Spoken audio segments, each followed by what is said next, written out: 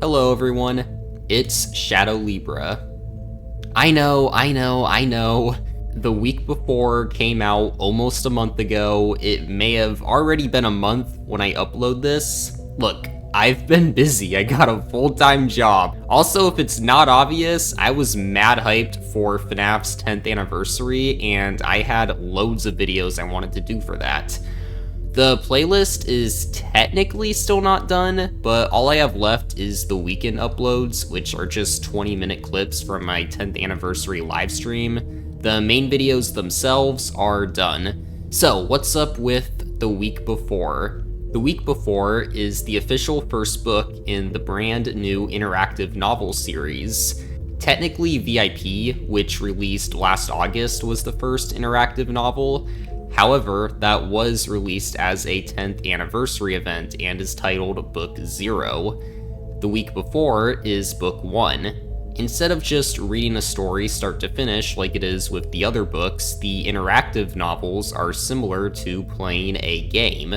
You play as the main character in these books, and you get to make the decisions. Either your decision will create a branch path, or you could do something wrong and get murdered. VIP had us play games at the Pizzaplex to save our little brother from an evil pig, while the week before has us play as Phone Guy. That's right, the main character in this new book is Phone Guy. However, Phone Guy now has an official name, that name being Ralph. I owe Ralph a massive apology. For years, I have called him a villain. I have accused Ralph of lying to the guards and putting them in danger when he knows full well what the animatronics are capable of. But I was wrong. Ralph is not a bad person at all. In the week before, Freddy's had a temporary closure recently, but it is just about to reopen. This is Ralph's last week before he finally leaves Fazbear Entertainment behind. He loved the company and the characters, but now he needs to move on and take care of his daughter Copelia. Ralph is taking on the night guard position for his last week, giving us 5 nights to survive against the animatronics. Throughout the book, we need to make repairs on stuff like the bathrooms, the animatronics, the party rooms, and more. But while doing that, the animatronics like to come after us. We get some interesting lore reveals too. The pre-withereds are not a thing. When Ralph says the animatronics were going to be retrofitted with newer technology, part of that retrofit was the suits we see the withereds wear before the project was scrapped and the suits were unfinished. So how did the original animatronics look before the attempted retrofit? Just like the classics. Quote from the book, "You're glad they restored the vintage animatronic with his classic look." Also, another thing, something that has always bothered me is Charlie's death. In the novels, we are told Charlie is killed at Fredbear's. However, what bothered me about that is in the Take Cake minigame, we see the bear is brown, while Fredbear is yellow. However, this is actually not an issue at all. Turns out Fredbear's had more than just 2 characters. Fredbear and Spring Bonnie, yes, but also Freddy Fazbear was an animatronic at Fredbear's Family Diner too.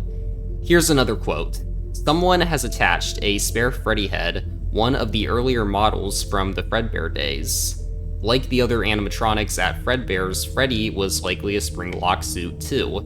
This means the restaurant Charlie was killed in front of could easily be Fredbear's while the bear is Freddy." I'm gonna believe that because Charlie being killed at Fredbear's matches the novels. Also, it's possible Withered Foxy did the Bite of 87. The Bite of 87 is mentioned a lot in the week before, and while we get no answer on what happened, there is one quote talking about Foxy being out of order. Everything about this animatronic screams not for kids, which is probably why his attraction has been marked out of order for the reopening. Though, as far as you know, he's never bitten any kids. The fact of biting is what comes to mind for Ralph, and that we are told Foxy at least hasn't bitten kids is very suspicious. It's also heavily implied Jeremy Fitzgerald from FNAF 2 was the one bitten. Ralph finds one of his old messages for Jeremy, specifically the one that plays on night 5 of FNAF 2. After listening to the message, Ralph's first thought is, "Thanks for the words of encouragement, past me." You wish you could leave a recording for that guy. Also, Garrett's spirit is tied to Golden Freddy. I'll be making a video on FNAF World soon. Anyway, did you know that before the events of FNAF 1, the animatronics attempted to escape the pizzeria? Ralph has been with Freddy's for so long that the kid's souls actually do know who he is. They've even had interactions with his daughter, Copelia. This is revealed to us in one of the endings where we survive 6 nights and Copelia says, "But they never defended themselves against a 300-pound animatronic fox possessed by the vengeful spirit of a murdered child." Copelia knows that the animatronics are possessed, while the animatronics know who Copelia is. We learn on the 5th night that the animatronics want to escape the pizzeria to kidnap Copelia. But why? Well, like I said, the reason the animatronics would be familiar with Copelia in the first place is because of Ralph, Freddy's 22-time Employee of the Month. Seriously, the book says he was Employee of the Month 22 times. Anyway, my bet is the kids have seen Ralph enough times to the point where they got curious about him and started following him home, which would explain how they met Copelia. So why is it that they've left Ralph and Copelia alone for years, but then now they suddenly want to kidnap Copelia? On night 3, you find someone has broken into the pizzeria. There's a pool of blood next to a broken window. On night 5, you find out the one who broke in is a reporter named Bronwyn Light. Bronwyn has always been fascinated with Freddy's. However, she wanted to discover the truth about the murders. Bronwyn broke into the pizzeria to investigate, but she was killed by Bonnie and got stuffed in a Freddy suit.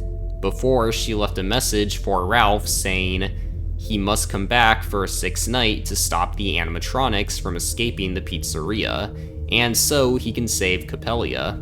However, when Ralph does this, it results in him running into Golden Freddy, which results in his mind being completely melted. But one thing Golden Freddy does say after melting Ralph's mind is, "It's me, she's safe. It's me, she's safe," over and over and over again. She's safe. Copelia is safe. So what's going on? I think they want Copelia to be like them. Think about it. The kids tell William everything. He is the yellow rabbit. If they've been interacting with Copelia for a while, I'm willing to bet William wanted to trick them into killing Copelia. So what does he do? When William finds out Ralph is leaving Freddy's, he tells the kids Copelia will be in danger and that other kids around Ralph's neighborhood are too, which is why the animatronics kidnap Copelia and why they want to kill Ralph so badly. I also think Golden Freddy might have been the one to make the recording posing as Bronwyn so he could lure Ralph to the pizzeria for the next night. Turns out Ralph did not know the animatronics killed people until he took the night guard position for his last week.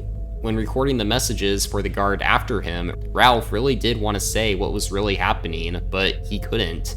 Management listens to the recordings. Ralph was only allowed to provide strong hints at best in order for the messages to be accepted. I'm sorry, Ralph. I'm sorry I called you a liar and a villain for so long. I was wrong. Anyway, the animatronics kill Ralph on night 5, not 4 like we all assumed. Ralph recorded his first 3 messages on the first 3 nights, however, he actually forgets to record a message for the 4th night, and the last one was recorded on his 5th. We finally learned who killed Ralph. The animatronics were very, very aggressive that night. Freddy, Bonnie, Chica, and Foxy were all ganging up on Ralph, and they all killed him at the same time. The scream you hear in the phone call on night 4 is all the animatronics at once. We finally got the answer to who killed Ralph. After Ralph is killed, the animatronics visit Copelia and take her to the pizzeria, and they make her like them. In an ending where Ralph survives, Foxy ends up breaking into his home and kills him and kidnaps Copelia. He then stuffs Copelia into Chica, meaning by the end of the week before, Copelia's soul possesses a spare Chica suit.